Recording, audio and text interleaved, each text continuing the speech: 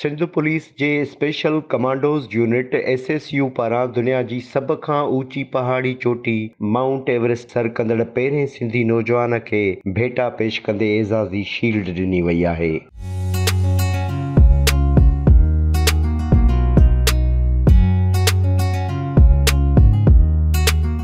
लाड़काणे वासी असद मेमण 19 मई ते mount Everest sir कंदड़ 11हों पाकिस्तानी ऐं पहिरियों सिंधी हुअण जो एज़ाज़ माणियो।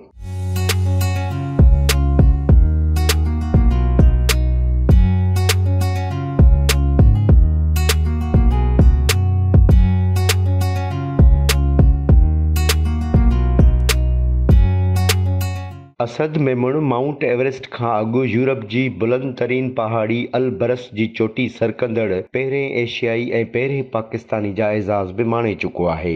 माउंट एवरेस्ट समेत हिक ई वक़्तु एॾियूं चोटियूं सर कंदड़ असद मेमण पाकिस्तान ऐं एशिया जो पहिरियों माउंटेनियर या जबल चाढ़ू आहे। असद मेमण जी सिंध पुलिस जे स्पेशल यूनिट SSU आमद ते हीरो जहिड़ी आजियां कई वई।